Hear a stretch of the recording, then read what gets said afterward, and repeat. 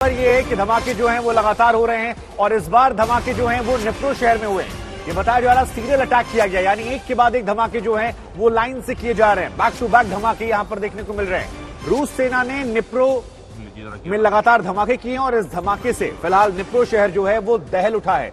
24 फरवरी के बाद निप्रो पर हमला और ये तस्वीरें भी हम आपको दिखा रहे हैं, लेकिन निप्रो शहर जो है वो भी अपने आप में अहमियत रखता है। अलग अलग शहरों की अलग अलग तस्वीरें लगातार आपकी टीवी स्क्रीन पर आ रही है। कोशिश हमारी आपको समझाएं कि किस दौर से गुजर रहा है यहां पर यूक्रेन।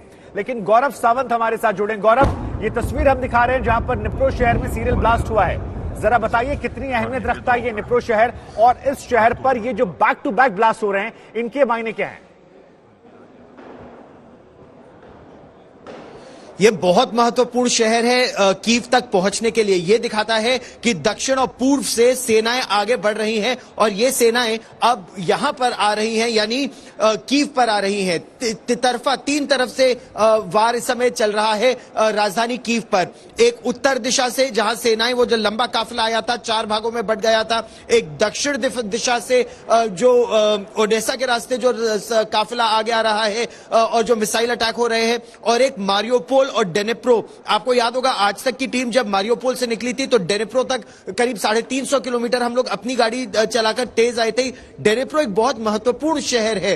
वहां पर कुछ ऐसे इंडस्ट्रियल सेंटर्स हैं और ज़ेप्रोजिया के पास जो ऊर्जा का केंद्र है उस पर कब्जा करना बहुत अहम है रूस के लिए। तो उस रास्ते से अब रूस आगे बढ़ रहा है। वहां पर जितना भी मिलिट्री इंफ्रास्ट्रक्चर है उसको ध्वस्त कर रहा है। जो बहुत महत्वपूर्ण बात यह है कि पश्चिम में भी अब हमले शुरू हो गए हैं और वो हमले दिखाते हैं कि किस तरह से यहां की सेना को ध्वस्त करने के लिए जहां उनके मिलिट्री कॉन्सेंट्रेशंस हैं उन सबको तबाह किया जा रहा है। शुभांकर, ये बहुत बड़ा शहर है, बहुत महत्वपूर्ण शहर है डेनिप्रो, और कीव पर कब्जा करने के लिए डेनिप्रो पर कब्जा बहुत जरूरी है और इसी दिशा में अब रूस की सेनाएं आगे बढ़ रही हैं। युद्ध के 16वें दिन उनका प्रयास यही है कि अब कहीं पर पॉकेट्स ऑफ रेजिस्टेंस ना रह जाए जब उनकी सेना, रूस की सेना कीव के अंदर दाखिल हो। और इसीलिए जो 5 शहरों पर इस समय बड़े हमले चल रहे हैं, चाहे वो सुमी हो, मारियोपोल हो, डेनिप्रो हो, ज़ेप्रोजिया हो, या फिर अब पश्चिम की तरफ वो जो हमले तेज हो रहे हैं,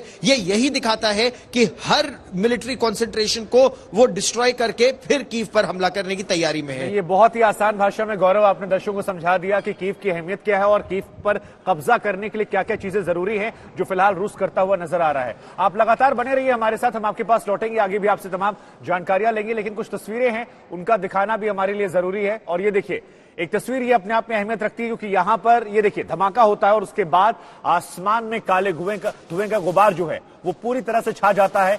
ये आज के यूक्रेन की कहानी है, ये त्रासदी की कहानी है, ये कहानी जो है ये बर्बादी कहानी, उस बर्बादी की जो यूक्रेन झेल रहा है और जो कीव के मुहाने पर मुंह बाए हुए खड़ी है कि कभी भी यहां पर ऐसी तस्वीरें निकलकर सामने आ सकती हैं।